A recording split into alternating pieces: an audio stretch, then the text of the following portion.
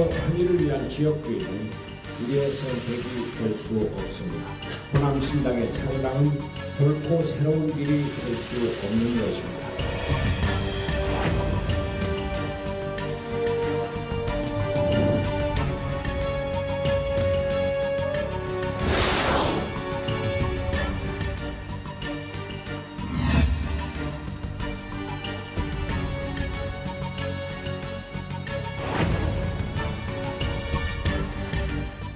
네, 문재인 대통령이 오늘 경제관계부처 4곳으로부터 합동 업무 보고를 받고 있습니다. 코로나19 국회 극복 방안과 함께 경제 회복의 흐름을 되살려내기 위한 방안이 집중 논의될 전망입니다.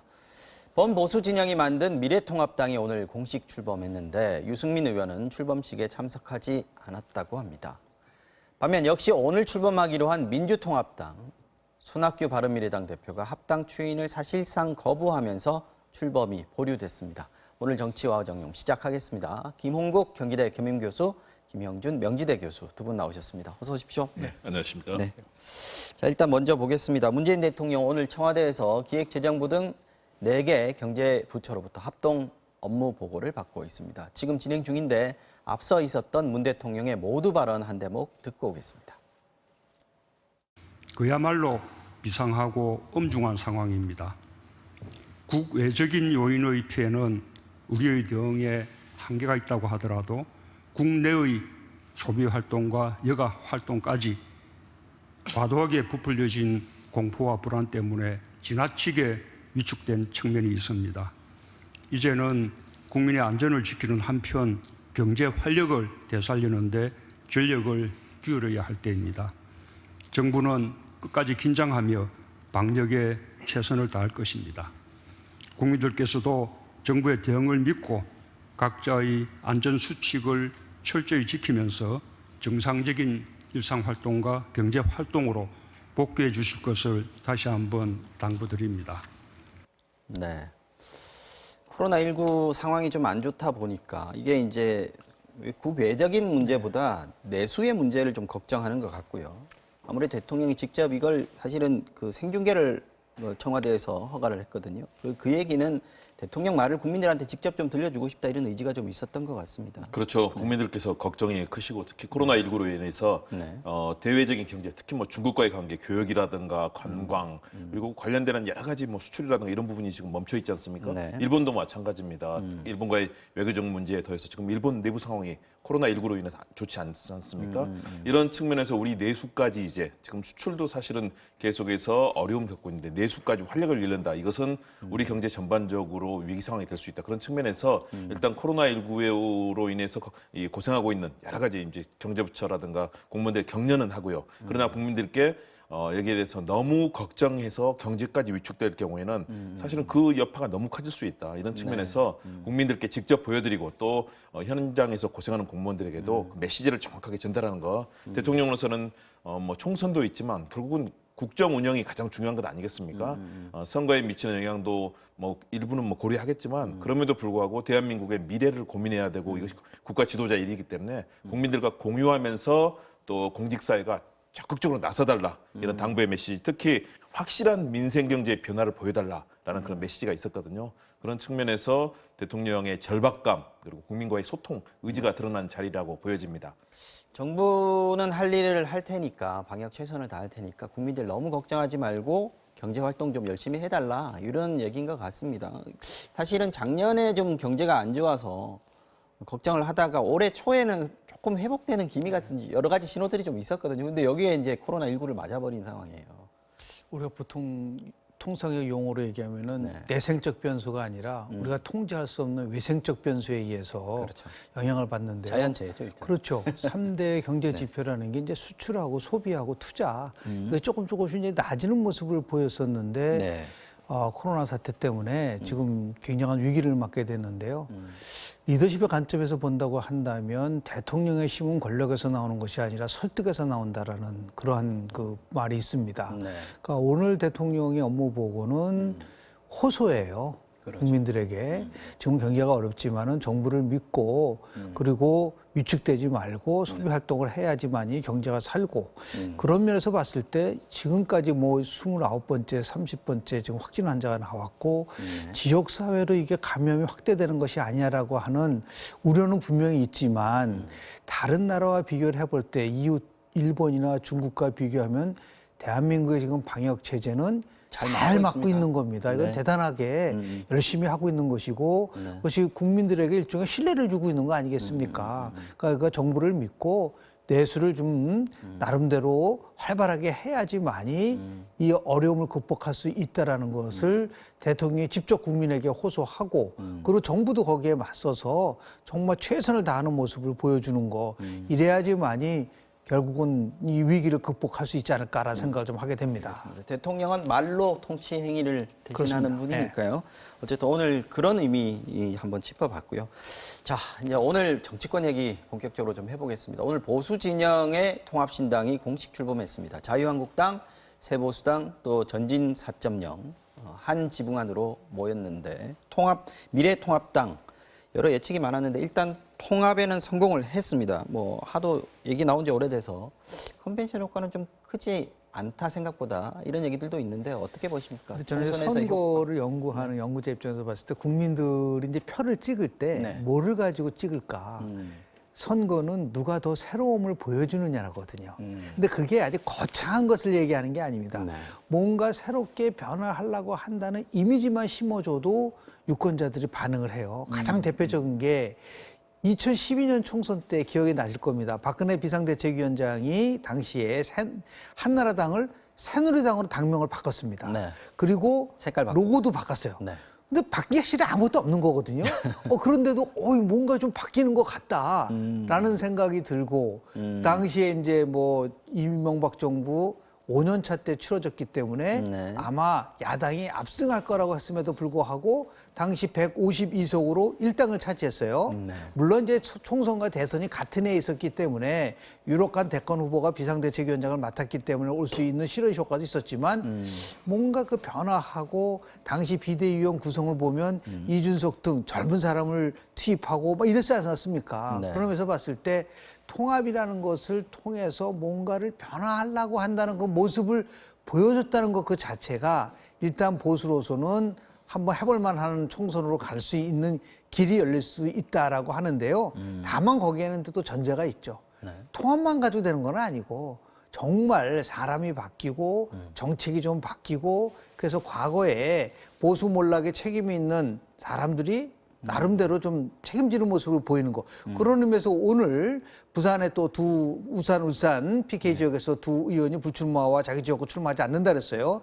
유기준 의원이나 정갑 의원이 아주 대표적인 친박 인사였지 않았습니까? 이런 것들이 이제 조금씩 변화되는 모습을 국민들에게 보여줬다는 의미에서는 나름대로 의미는 저는 있다고 저는 봅니다. 어느 정도 괜찮게 출발했다. 이렇게 그렇습니다. 보시는 네네. 거고요. 김원 교수님께서는 어떻게 보셨습니까? 아까 사람이 바뀌는 부분도 얘기하셨거든요. 그럼요. 일단 저는 그동안에 질이 멸밀하게 사실 국정농단 거치면서 보수가 분열되지 않았습니까?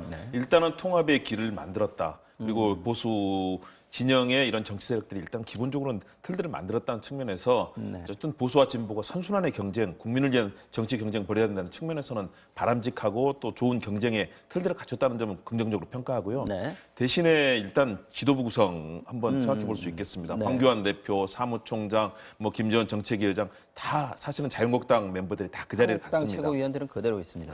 거기에다 원희룡 지사라든가 뭐 이준석 최고위원 사실은 다 과거에 한나라당, 새누리당 사람 아니겠습니까? 아직 그러니까 덜 모였습니다. 다시 말해서 박근혜 전 대통령 세력인 우리공화당이라든가 뭐 자유통일당이라든가 이런 세력이 아직 모이질 않았고요. 그 다음에 이제 중도로 확장하는 그런 큰 그림이 지금 남아 있지 않습니까? 그런 측면에서 과연 탄핵의 강을 건너고 과거 국정농단 시기에 국민들에게 실망을 줬던 다시 말해 그 당시에 군이라든가 검찰 모든 그런 영역을 동원해서 반대파들에 대해서 탄압하고 있던 그런 잘못된 과거 여기에서 벗어나서 새로운 정치의 가치, 우리는 어떻게 정치할 것이다. 아직 그것은 보이질 않아요. 그런 정책의 가치, 그리고 과연 아직까지 새로운 인물로 대한민국의 미래를 이끌 수 있는 그런 인재로 정말 탈바꿈하고 있는 것인가. 거기에 그러니까 결국 세력의 통합 그리고 인물의 구성, 정책의 구성 그리고 국민의 주는 미래의 희망 아직은 그것은 보이지는 않고 있거든요. 그야말로 이 부분을 확장이 조금 더 이루어질 것인가 이걸 조금 더 지켜봐야 될 필요성은 있겠군요. 그 부분이 지금 이제 유승민 의원이 굉장히 고민하는 것 같아요. 저희가 지금 화면 출범식 화면 조금 전에 화면이거든요. 네. 지금 유승민 의원 모습은 보이지 않습니다. 그렇죠. 왜냐하면 두 가지를 고민하고 있는 것 같습니다. 물론 이제 선거에서 이기는 것도 중요하지만 그 정당이라는 거는 나름대로 그 정당이 가지고 있는 가치와 비전이 필요하고 또 혁신하는 모습을 보이면서 국민들에게 공감을 얻어내는 것이 필요하다는 걸 절대적으로 생각하고 있는 것 같아요. 그러다 보니까 이제 선거에서 이기려고 하면은 물론 이제 중도 보수가 다 통합되는 거는 좋겠지만 과연 이제 그 태극기 부대를 포함해서 이제 극우 정당들과도 통합할 수 있느냐라는 부분에 대해서는 동의하기 어렵다는 것을 간접적으로 좀 표출한 것이 아닌가라는 생각을 하게 되거든요. 지도부 구성에 대한 불만도 있지 않을까요? 있죠. 예를 들어서 저는 그게 조금 좀 정교하지 못했다고 보는데요. 지금 이제 선거가 이제 58일 남았거든요. 이제 2월 말 정도 되면은 모든 정당은 선대위 체제로 바뀌게 돼 있습니다. 그러니까 당 지도부 체제는 그렇게 중요하지를 않아요. 그러니까 선대위 체제로 가져가고 선거가 끝나고 나면 자연스럽게 또 다른 지도 체제가 만들어지든지 아니면 또 다른 정계 개편이 이루어질 수밖에 없기 때문에 오히려 저러한 모습보다는 뭐 황교안 대표로 포함해서 유승민 예를 들어서 뭐 의원 이런 분들이 공동선대위원장 체제로 간 다음에 그리고 같이 한번 출범식을 했었으면 어땠을까 하는 생각이 좀 들어요. 유지할 필요가 없었지 그렇습니다. 않았나요? 왜냐하면 그것도 중요한 것은 뭐냐면 여기에 이제 통합공간위원장 그 김용호 네. 위원장까지 와서 반드시 혁신을 이뤄내서 국민에게 다가서는 새로운 정당으로 가겠다. 그런 모습을 보였다면 오히려 통합의 시너지가 훨씬 더 높아지지 않았었겠는가 세 생각이 사람이 좀 손잡고 들거든요. 무대에 오른 모습을 그렇습니다. 좀 연출했어야 그것이 된다. 훨씬 더 상징성이 높았었는데 오히려 지금 이제 유승민 의원이 빠져버리니까 이게 또 뭔가 또 삐그덕거리는 게 아니냐라고 하는 특히 이제 물론 유승민 의원은 공천권 뭐 지분 보아서 다 모든 것을 포기한다고 얘기를 했지만 대한민국 정당의 통합이라든지 여러 상황을 보면은 일정한 지분을 또 나름대로 이렇게 협상을 통해서 어느 정도 일정 부분 배분하는 방식이 있는 거거든요. 그런 면이라든지 너무나 지나치게 이게 자유한국당 중심으로 가는 그러니까 당대당 통합이라는 것을 굉장히 강조했었잖아요. 유승민 의원 같은 경우에 이게 아직까지 자기가 생각한 만큼 가지 못했다는 것을 간접적으로 시사한다는 면에서 봤을 때 조금 아쉬운 면이 좀 있지 않았었나라는 생각을 좀 하게 됩니다. 근데 유승민 의원 빼고는 다 참석을 했는데 지금 어쨌든 출범을 했는데 탄핵의 강을 건넜느냐? 여기에는 조금 의문부호가 있는 것 같습니다. 그렇죠. 그렇기 때문에 저는 유승민 의원이 그게 좀 컸다라고 보십니까? 흔쾌하게 같이 하지 않고 있다고 봅니다. 왜냐하면 사실은 유승민 의원이 불출마라는 사실은 대권 주자로서 원외로 빠진다는 것은 뭐 나중에 될 가능성도 있지만 사실은 굉장히 자신의 모든 걸 일단 던졌다고 보이거든요. 그러면서 자유한국당에 응답하라라고 했는데 방금 김 교수님 말씀하신 것처럼 사실은 자유한국당의 모든 최고위부터 뭐 대표 모든 당직을 사실상 다 그쪽에서 가져가지 않았습니까? 다시 말해서 그런 배려와 이런 것들을 통해서 탄핵의 강, 그동안 있었던 여러 가지 갈등들 그리고 이제는 보수 진영이 변했다. 국민들의 눈높이에 맞는 상식적이고 합리적인 가치를 추구한다. 그리고 미래를 어떻게 책임지겠다는 이 얘기가 나오도록 유승민 의원은 요구를 한 건데요. 아직 자유한국당에서 저는 그 답이 오지 않았다고 봅니다. 그렇기 때문에 아직은. 그렇죠. 그렇기 때문에 유승민 의원은 물론 세보수당 내에서 좌절되는 측면도 있었을 거고요. 그런 측면도 있지만 일단 이런 새로운 가치에 대해서 공감하지 못한다면 본인이 참석하지 못한다. 결국은 이것은 이 보수 진영의 통합에 대해서 심각한 한 축의 결여가 돼 있는 거고요. 저는 그래서 황교안 대표의 열린 리더십이 필요하다. 바로 이럴 때 어떤 양보와 또 함께할 수 있는 카드를 만들어서 유승민 의원이 같이 흔쾌하게 결합을 해야 이 기본적인 보수 통합의 틀들이 완성되는 것 아니겠습니까? 그래야 어떻게든 안철수 전 대표라든가 이런 쪽에도 손을 내밀어서 같이 하자고 할 텐데 지금의 상황은 내부도 총 단결이 되지 않는 상황이다. 그런 좀 이기식이 있다고 봅니다. 다음으로 넘어가기 전에 네. 오늘 주호영 의원이 재밌는 얘기를 했어요. 김성태 의원이 지금 불출마 선언을 하지 않았습니까? 네. 강서을. 이게 한강벨트 지역 아니겠습니까? 네네. 여기에 불출마 선언을 했지만 유승민 의원을 모시는 건 어떠냐 이런 제안을 했는데 가능한 얘기라고 보십니까? 어떤 아이디어라고 보십니까? 유승민 의원이 갖고 있는 기본적인 그 자기의 철학, 정치 철학에 대한 이해가 조금 부족했다고 봐요. 뭘 모르고 하는 왜냐하면 얘기다? 이런 거죠. 자기가 왜 정치를 하는가를 화두로 삼는다고. 저는 저렇게 예측해 봅니다. 그 지역구는 아마 제가 보기에는 유승민 의원의 최측근이 공천할 가능성이 굉장히 높다고 봅니다. 오히려 본인이 안 가더라도. 본인이 안 가더라도 꼭 입성을 시켜야 될 사람이 있다고 한다면 그것을 양해를 해서 자기 분신과 같은 사람을 예를 들어서 그쪽 지역에다가 공천을 하게 된다면 뭐 간접적으로 그런 그 메시지를 전달할 수 있지만 본인이 직접 나간다는 거는 뭐 가능성이 불출마 떨어진다? 선언한 지 얼마나 됐다고 한다는 것은 뭐 유승민 의원의 그동안의 정치적인 여러 가지 태도로 봐서는 뭐 받아들이기 어려울 거라고 봅니다. 알겠습니다. 자, 미래통합당은 출범을 어쨌든 했습니다. 근데 야권